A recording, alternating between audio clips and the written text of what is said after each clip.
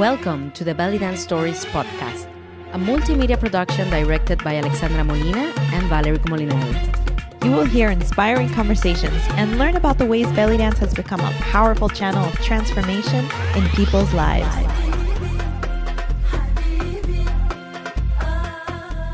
Hello, everybody. Welcome to the Belly Dance Stories podcast. We have a very fun interview today, and I'm mostly going to be a spectator because, Luna, your work is very new to me.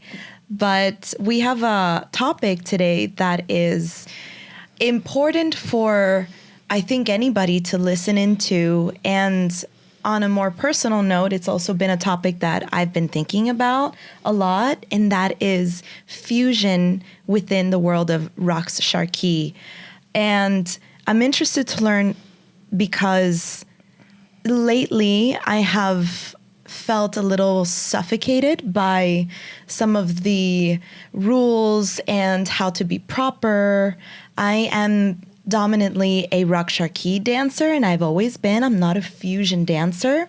So I'm very excited to hear your process, your work, your story, and I'm hoping that for our listeners, it answers some of these questions within the world of, and I air quote, fusion, and what the mindset of these artists is when it comes to the art of Raqs Sharqi.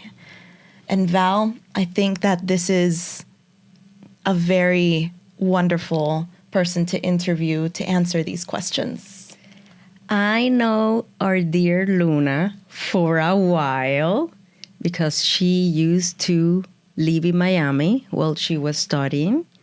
And we dance a lot together. We spend a lot of time together. So for those of you that don't know the work of Luna, Luna is an amazing Mexican dancer from Aguascalientes, Mexico. Eso. Okay. She's an incredible dancer, creative director, graphic designer, and had a vast experience working with different international dance companies like Monique Nath in Spain, Virginia here in Miami, and she was also a co-director for Belly Dance Evolution of Gilina for many years, 12 years, I believe. And she owns her own studio, too, in Aguascalientes. So she has done a lot of amazing things in her career, not only locally, but also internationally. And it's such a great pleasure to introduce to our audience the amazing Luna Poumian. Yay. Luna, we always start the podcast asking people, what is your belly dance story? Hey. Well, first of all, thank you so much for having me here. I'm so honored to be here in Miami. Miami is so special for me, for my dance career too, as Valerie mentioned. And being here as an international, as a Mexican, representing not only the fusion, but also the Raqs Sharqi and the Latin community is very, very important, and I'm very grateful for that. Now, answering your question, I started doing not precisely Raqs Sharqi or belly dance. I came from a different background. I used to be a synchronized swimming competitor, like an Olympics competitor, nationally. Not internationally, because I was like, no, I don't want to do this for life. And then here I am doing this for life, right? But I started with hip hop and urban dances. At a moment, I remember my best friend, she was more feminine oriented, like the classical wearing pink all the time. I was the weirdo. And she said, like, come to my classes. I want to be together. And that's how my first belly dance class was with her as a companion, as a plus one, bring your friend. I didn't like it that much, to be honest, but I wanted to keep enjoying the time with my friend as a bonding situation, as a community, as something that we share together. And I believe that's how I understood also the type of dancing, that it was not only for the competition, not only for the show. It was about generating connections and being friends and community. So I start looking at this type of dance with different eyes, and then I fall in love. I fall in love with it, and I remember very clearly there is this dancer, Isadora Tejedora. The first time that I saw her, it was in a workshop with actually Boshenka and her. And she did a performance fusioning Raqs Sharqi with yoga or something like that. And I saw, and I was like, oh, she kind of moves like me. Like she's not traditional only. She's doing sharp movements, breathing. So I was like, I can do my background, I can bring it to this type of dance, right? So that's how the first time that I felt allowed to do fusion, because I saw it in a different person. And at that moment, I was still studying. I did study first American cabaret, and then I studied Egyptian technique. My fusion training is like outside the Egyptian or the Raqs Sharqi. It comes from the contemporary, from ballet, etc., etc. But I don't come from the fat chance belly dance line, for example. And I think it's important to mention because there are so many different types of fusions, if you must say, and then we tend to put everything in only one box. But for me, that's my path. Like I search for the space to fusion inside the Raqs Sharqi, not outside. And I think it's very powerful too. Beautiful. I love how you stated. And we're going to gravitate back to that. So you had a background in other disciplines. You started belly dance. You saw it in Isabela Tejedora. I'm going to check that out. Yes. And then you were like, oh, I can actually use this dance in other ways. I like that you mentioned the thing about the American fat chance belly dance, because I think in the context of the United States of America, there has been a label of calling fusion dancers that actually have a style that has developed specifically here through the genders of American cabaret, and from there with Suheila Salimpour and flowing over there to Carolina with the American fat chance belly dance, that I do think, like you're saying, people called it tribal, and then they were saying that they were doing fusion, but I did saw a lack of fusion. Yes. And in your work, I find it very interesting that you're giving us this background that you dance other disciplines, so you were actually educated in other disciplines in order for you to be a fusion artist. And I say this because sometimes I see dancers advertising beginner fusion belly dance. And I'm like, what is a beginner fusion belly dance? Like, like shouldn't be Raqs Sharqi the base of everything? Yes, I agree with that. And I actually, back at home in my school, the fusion not comes at first. First, they learn Raqs Sharqi, folklore, and like what I do think is important to understand in Raqs Sharqi or in the belly dance movements, and then it comes the fusion. Because I also think, and I do have a lot of respect, and I'm very grateful for those people that had the guts and step out of the box with the American tribal style. I know we don't call it that anymore, but it evolved into like a transcultural, transnational fusion, what we have today. But it was because somebody risked it. Mm-hmm. And for that, I will be always grateful and a lot of respect. But I also believe that having this separation of two clearly different styles also came or started developing into a rivalry. And I believe that's where the tradition or like the root of Raqs Sharqi didn't make the cut. So a lot of the fusion artists started only in this side of the art, and they are not aware of the roots, of the rhythms, for example. And it's okay. Like you can choose not to understand the rhythms. But I do believe it has to be your personal choice after you know them. You know, like I know what you're talking about. I know what is a muwasha. I know the samai. I choose not to dance it. I choose to ignore it. But if it comes from not knowing about it, it's where I do get like. Yeah, I think it's the issue of still doing the fusion, but being culturally sensible. Because at the end, me and you and Alex are also Latinas, right? So we're like, this is not our culture. So we have to be very mindful that when we're using this set of movements and this music and these costumes, we're also representing certain identities too, and that work can also be hurtful. Yeah.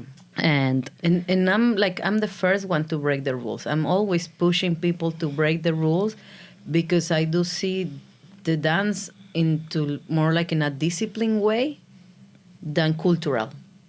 Like the balance that I do have, it has more weight, the discipline as dancing as a discipline than the cultural.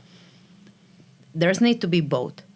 But if I want people to consume my art, if I want to bring it into the theater, if I want them to buy my product, it has to be a good quality product in practice, because it's what they see. They don't see all of that I've learned in reading. They're not gonna make me a test. Hey, what's the rhythm? No, but I do. That's why I prioritize a little bit more the discipline to become like not only dance for passion, you know, like you need to show up, you need to put the work in daily, like an Olympic sport. That's how I have my brain that's wired. how you think about it. But of course, in everything, not only in the technique, not only in the steps, it has to be a balance, but prioritizing what you're gonna show to the public. I wanna go. Alex, you wanna add something? Not yet. I'm still processing. Okay. Yeah, because along the lines of the creativity, but I know where you're going to go next. So you can continue. Let's start by defining, right? What does fusion actually means to you beyond mixing styles? I think it goes along the lines that we were just talking, being Latinas, us. And for me, I don't have the ultimate word. I'm not anyone to be like this. I'm not the police, right? But I do feel like when we just put a music, pop music, modern music, and I do my basic steps or complex steps, but all of them are from Raqs Sharqi, that's not fusion for me. In order to be able to do such a different music, you need to find a way to enter and to make them friends, adding different type of, either way, feeling. It can be the feeling, the emotions, or technique. Us as Latinas, we do have a lot of different attributes, cadencia, sabor, like spice on it, and that's gonna show in a music or in a choreography, in a concept, and it's part of the fusion. Or ourselves being from outside Egypt, outside Africa, not only Egypt, outside the Middle East, we're already fusioning. portraying that dance. Yeah, because our bodies carry our own culture inevitably. Exactly. Our hips are gonna move different, either with the training that you want because of from where you come from or your background. You are gonna move different, and that's where the fusion starts for me. Beautiful, super interesting. When did you start realizing this? In life. That's a very broad question. Let me re-say it. Yeah. When did you start realizing that you needed to bring yourself into the art form? I think it was when I started traveling outside. Because before I was that person dancing to a Lady Gaga song with eight, and shimmy, shimmy here. Of course.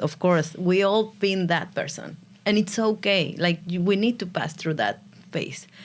But the moment that I start going outside my bubble, looking at other dancers, going to festivals, learning from other teachers from different nationalities too, I was like, wait, this is bigger than the shimmy. Like, this is more than 50 nationalities together, gathering, and we all move different. Like, we are doing the same step, but we come from different backgrounds.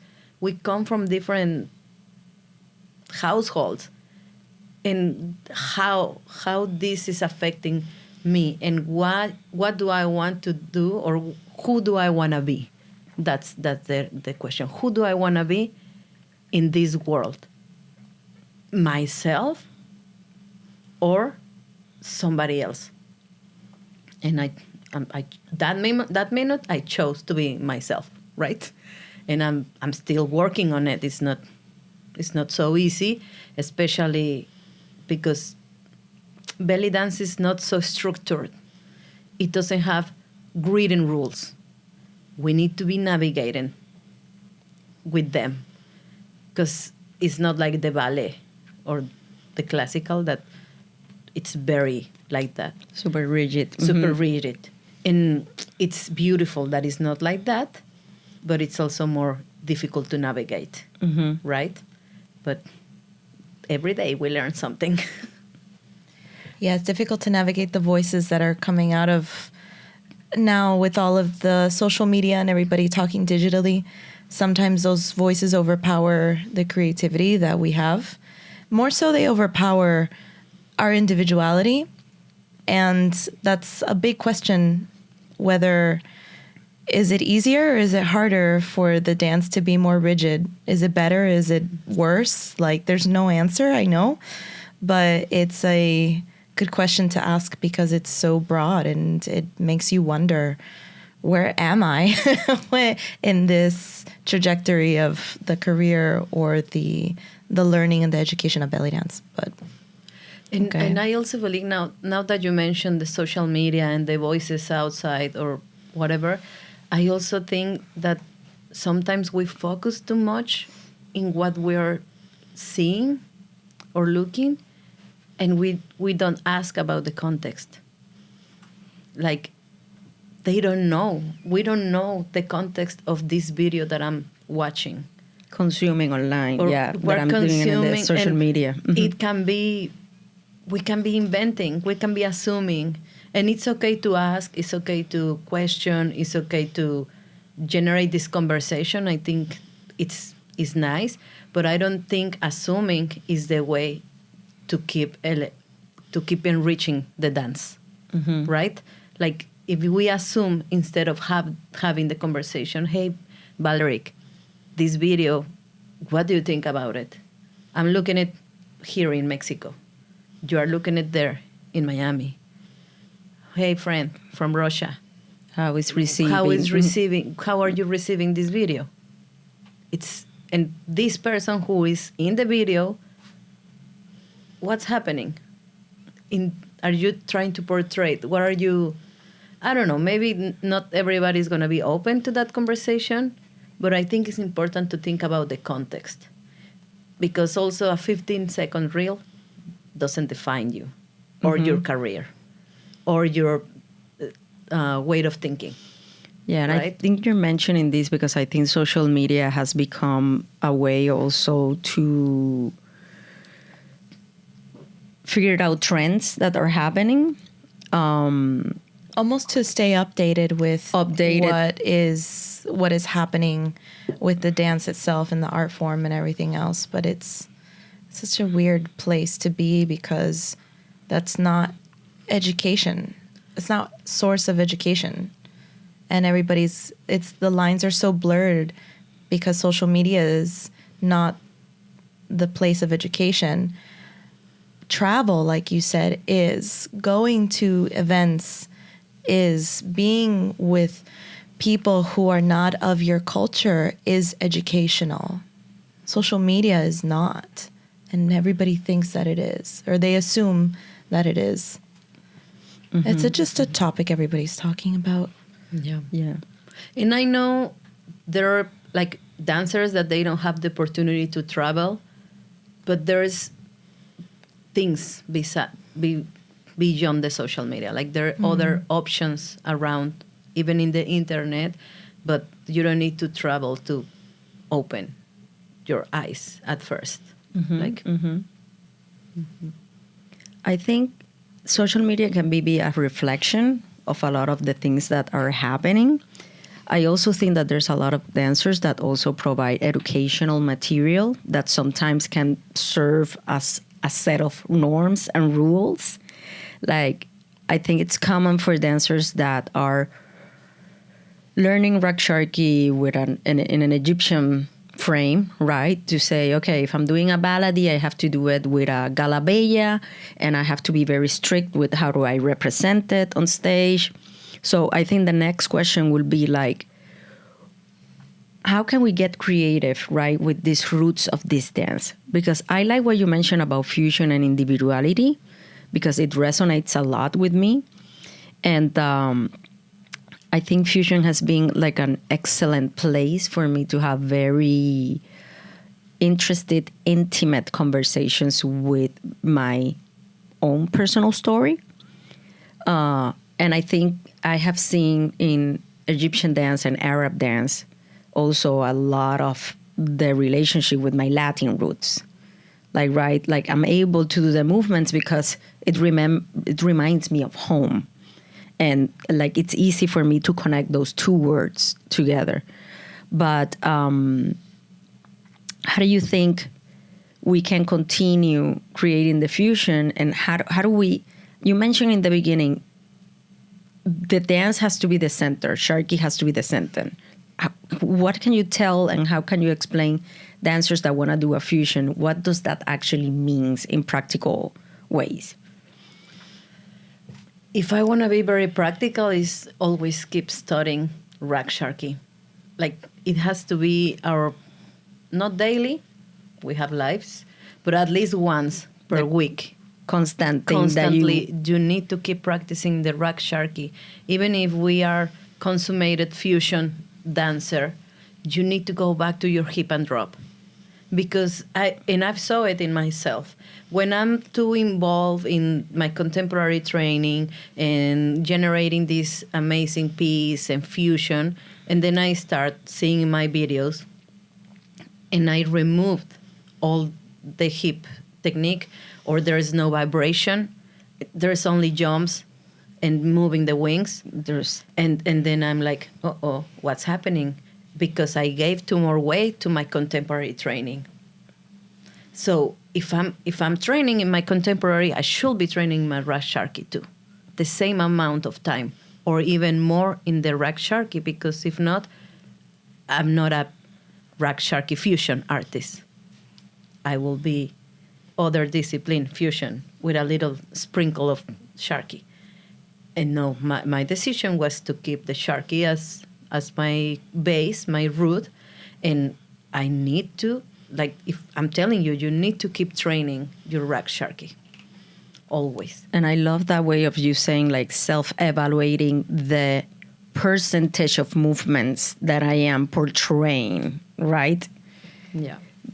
Because that is something that I've noticed a lot in the tribal community in the U.S., and I'm talking specifically of the U.S., that sometimes I go and I see the work and I'm like, but this looks more like hip hop. This doesn't have that ballady feeling, right? Yeah, I think it's very important, and it's very hard. It's very hard. It's very hard. I've been there with an amazing piece, and then I'm like, I didn't do any of Raqs Sharqi, so I need to question myself and rephrase it, redo it, and find a balance. Because if I'm gonna do 8 counts of jazz, 8 counts of belly dance, 8 counts of floor work, that's not fusion either. Like, we need to feel comfortable with the movement, and from inside my undulation,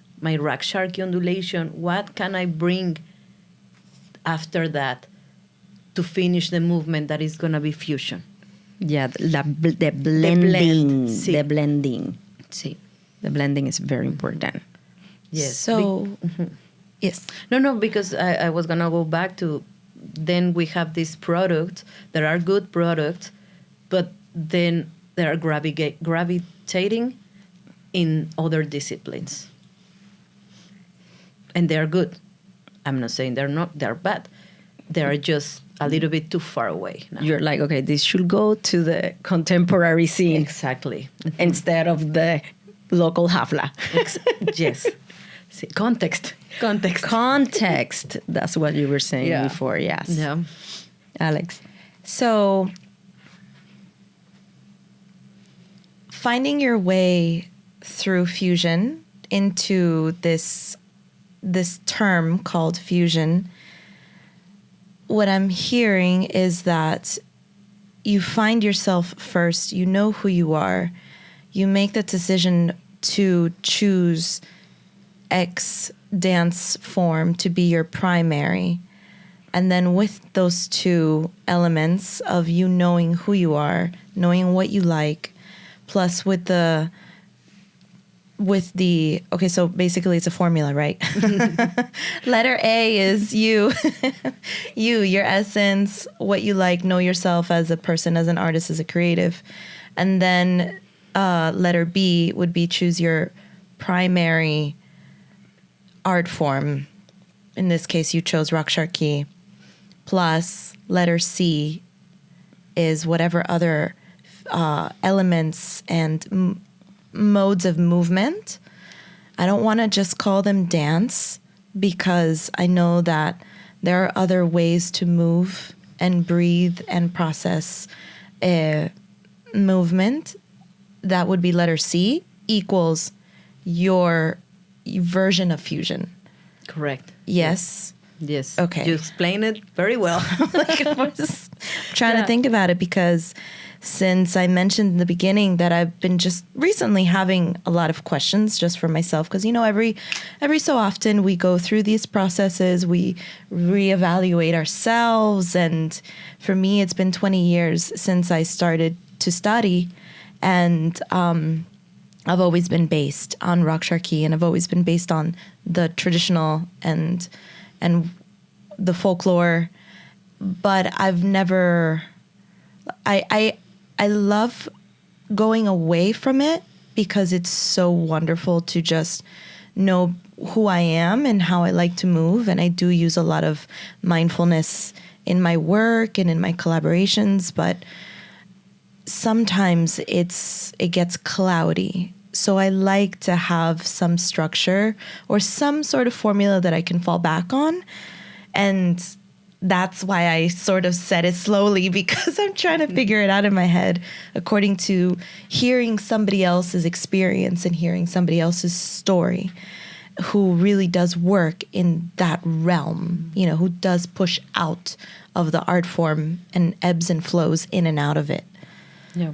And I think having questions and having doubts, it's also super powerful, because it makes you reaffirm what you want.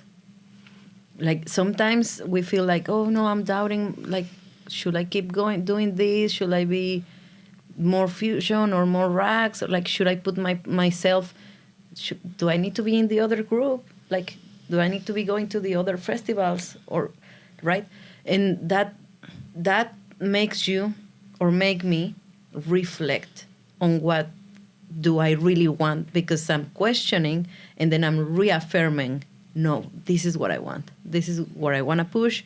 This is where I want to expand, and what I want to show and invite people to experience too, you know?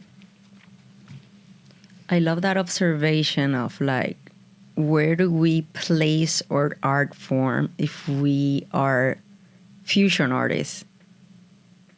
I consider myself actually a fusion artist. I think everybody's a fusion artist, to be honest. Yeah. Yes. I always ask in my workshops, like, have you danced fusion? There's only 2, 3. And then I'm like... And then when you see their work, you're like... No, not even. And I'm like, have you danced salsa in a wedding? Yes. Are you Cuban? No. Fusion. You're fusioning. Because you have your Latin roots, but salsa, I mean, or like cumbia. You're going to bring it anyway. You are fusioning. So giving that example, very simple, is not professional, it's in a social moment where you were doing it. It opens your eyes, and I feel like it allows you to be less rigid with yourself. No? To be flexible on the way that you presented. I think, yeah, when you were talking about like, okay, should I go to this festival? Should I present myself in this event? I think that definitely you want to be aware of like, you know, I'm feeling inspired, let's say, to do a lyrical veil work that I wanted it to have this contemporary. Yes, you can go to that beautiful Egyptian center event. I mean, this maximum fusion artist is Mamurreda. You know what I'm saying? Like there's, but yeah, like there's a lot of room for exploration, right? And we can definitely explore with our identity, which also includes the experiences that we have with other dances and even other disciplines. Sí. Now, you had a vast experience also with theater and storytelling, these experiences with Munich Nath, with big groups.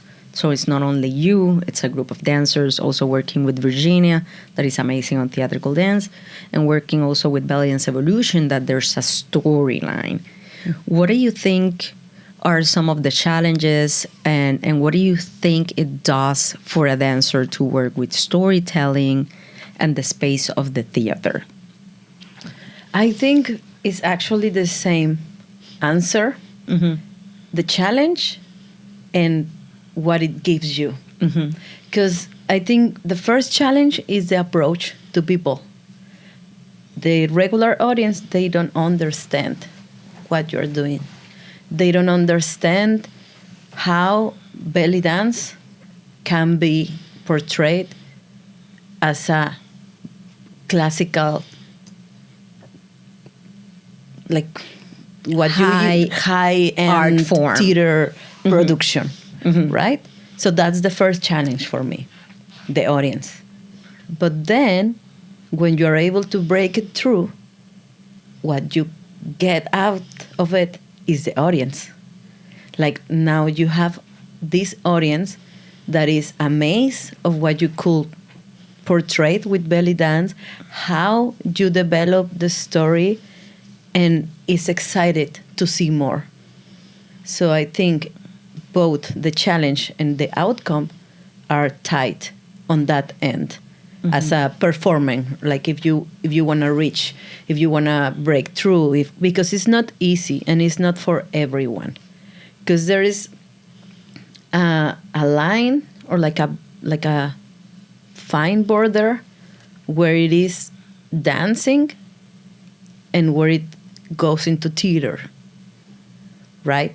And it's something that we need to have in mind because we are dancers, or at least me, right? Like I want to stay in the dancer path. I don't want to change into a theater path.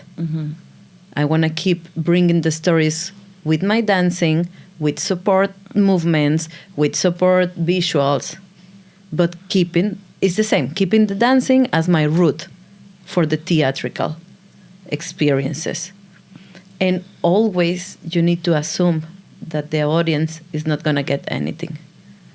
That, like, you need to explain with apples, or you need to be okay with them not understanding and just admiring the piece, right? So it's a balance that you, as a director, you need to say, okay, what's more important to me? That it looks beautiful, or that they are gonna understand the complexity of this story, that I invented it, right? Like, I invented this story, king and queen, and then they have 3 babies. And then, like, or my story, I'm gonna, with this veil, is gonna be my ex-boyfriend. Chica. It's so abstract. No. Yeah. So you need, or at least me, what it works for me is I need to put this story, even if it's too dear to me, that's for me. What do I want them to feel and to understand? I want them to feel scary. Mm-hmm. Do I want them to be sad? In this scene, what's happening? Is it a dark scene, or is a happy scene? They're gonna get in love in this scene. So what movements, or what can I do with colors, with formations, with beats on the music to make them feel happy? I don't care if they get it that they got in love. The story. But they are going to be happy, Mm-hmm. because this is the moment in the story that it's happy, right? So it's not only, I want them to understand this, like in theater, because in theater they talk and they have the narrator, for example, or like, and then the princess come. Mm-hmm. We don't have that, or at least not in where I come from, right? And I think it's okay because we're still dancing. But then you generate the environment, and they are gonna get a feel of it, and not everybody's gonna understand, and you're gonna need to be okay with it. Yeah, I think that I don't know if I theater. No.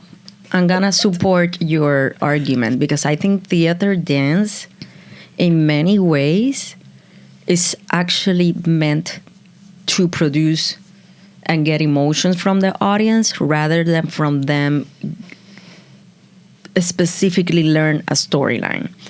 What am I talking? If you see the Nutcracker, Swan Lake, and you don't know the story, it's very difficult that for you to go to a ballet that even has years. I mean, this choreography has been running for centuries, right? Same. And they're the same. And you're still going to read the program, and you're going to be, oh, that's what happened. Same thing with an opera, right? Even if you read, it's in Italian, right? You read the synopsis, the summary, and you're like, oh, that's what was happening in this thing.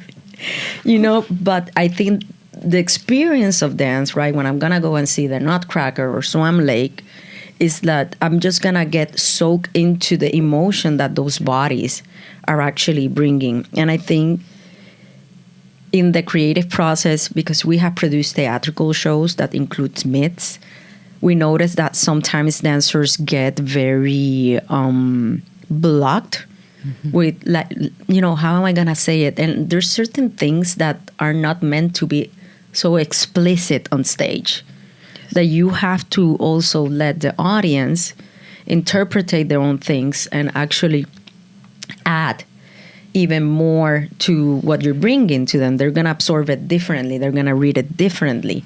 They're going to create a bigger connection with your work when they think they got it, or like, my story. It's my story. It resonated. I felt like this when you said it, and like it, and then you're listening to them, and you're like, wow, it has nothing to do with that, but I'm happy you felt that way. And then it's going to happen with multiple, and they are going to resonate with the work, and they are going to want to go back again and buy your product, consume your art. I love that. These tips are really helpful, because dance is such an elusive art form in not just the performer, but the audience, because we're speaking with our bodies, but we're not speaking at all. It's so abstract. And that's why, at least with us for Belly Dance Stories, we do a lot of reflection with the dancer, and also we voice record before, and we do a little bit of extra multimedia support. Mm-hmm. Actually, we did the voiceover thinking about the audience that you were mentioning. Yes. When we did the Belly Dance Stories, and we had this idea, okay, some of the dancers are not going to be professional dancers. So how can we, as directors, right, can frame the work of this dancer in the theater in a way that the audience can actually understand what is she dancing? And then it was even very powerful because the audience was able, and this is something that we were able to do because of the context of the theater. And because we chose not to have an MC explain and present the dancers before. But I was going to also ask a supportive question as well in terms of storytelling and theater, is having like you said, the supportive props, the multimedia around the dancer themselves. And how have you come to explore and work with these props and the intentions behind the props weaved in with your stories? I think they have played a really big part of it, again, with the audience, because the audience resonates with big fabrics, with hoops, with in my last production last year, we have giant drums and giant moons. Nothing to do with my typical veil, right? But they were so amazed by it. So the challenge was how the prop doesn't become the star of the show.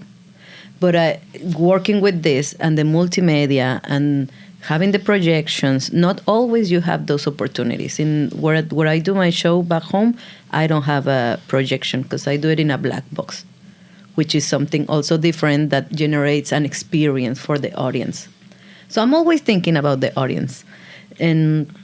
But having the props helps you. It's a tool to help you to reflect the concept. Like the moon. Oh, it's a moon. Very clear. Clear, right? So it does helps having those support actions and support visuals and props. Very helpful. And I think the challenge would be not to let them be the most part of the production, because then it's going to dilute the dancing. And again, we are dancers and we want to keep portraying our dance, right? So, but I do think it's easier. It makes your life easier, props and visuals. Solid. Mm-hmm. Interesting. Now, what do you think are the responsibilities an artist carries when they choose to break or bend the rules? Hard, because I think it's a double responsibility or more. Because one, you're breaking the rules and it's okay, it's your choice. But if somebody asks you why or how or I've never seen it before, I think you should be able to answer, this is how it's done traditionally, and I'm choosing to do it this way because of this and this and this, not because I woke up with the mood of breaking the rules. Like, you need to have both knowledges very clear. Why you're breaking the rule, there should be a good reason to break the rule, and what is the rule? What is the actual rule? And other one, context and audience. If you you need to explain or to share that what you are doing is not traditional, for example. And I'm not gonna bring a very dark piece to a restaurant gig, for example. No. Right. Then, Man, I do that all the time. What? Just kidding. No, because people are gonna, like, audience is gonna be like, is this belly dancing? I came here to be happy. Exactly. Like, so it's a triple responsibility. Like, it's more. Some people think that, being a fusionist is easier.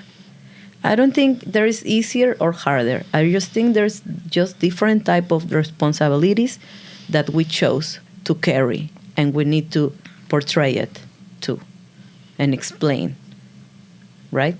Mm-hmm. If there is a chance, sometimes you don't have the chance, then you need to go with the safe piece. Love it. I agree. I agree completely. Luna, where do you see yourself in the next 5 years? Fusioning. Hey, what are you fusioning on your next 5 years? What are you putting in the blender? What's your story look like? I'm super excited and super happy with what is gonna come for me, because I'm transitioning in my career. I'm having more. I'm gravitating towards more my own vision, and I have my own festival, and I do see it growing and growing with my school. I do see myself traveling and teaching my vision, my fusion orientation, a lot of collaborations. I do love to dance with groups and to do group things. So I think I do see myself fusioning big. What's the name of your festival? Moons. Ooh. Moons in Aguascalientes, Mexico. Come. When it's we're happening? coming. Yes. This year is in October 22 through 25. Every year is in October. It's the anniversary also of my school. Next year is the 10th year. I'm bringing somebody very special. What is the festival about? Tell us a little bit. It's about, each year I choose something related with the years. For example, in the 7, I did 7 suns, 7 scenes. 8 phase of the moons. This year, 9 planets. So the festival is more focused on the theater show, thematic show, than the actual workshops. Like, I asked the artists to teach a workshop gravitating towards how to create group pieces, how to navigate with companies, how the lights, or there's competition too. So I also give a lecture on competitions. So it's not only 2 hours with 10 teachers of choreography, Mejanse, Saidi, Raqs Sharqi. Like, what we're gonna dance is also what we're gonna work in the workshops. And the dancers apply, or like they sign up, and they have the opportunity to dance in 3 pieces with the selected artist. Interesting. Almost like a lab type of experience. Yes. Mm-hmm. Costume included, rehearsals, everything. It's a lot of online work. Yes. But then being there, it's the whole experience of Community. being part of a production. And the artist, the main artist, they are the main artist, of course, but they dance inside the pieces, not outside.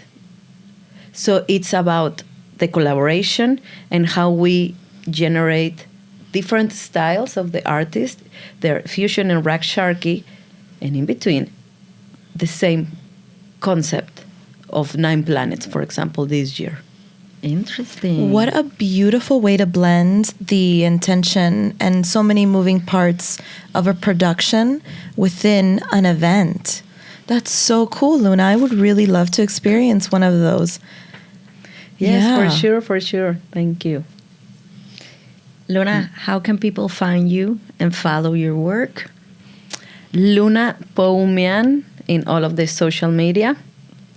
And That's it. Easy peasy. Easy Luna peasy. Poumian. Y de ahí brincan, they go to Casa Luna. Exactly. And They to go to Moon Casa Festival. Luna, Moons. I also do graphic design and illustrations, Arte de Luna, but everything can be found www.lunapoumian.com. Yay! Thank you so much, Thank you so Luna. much, Gracias. Luna. Thank you, girls. Gracias.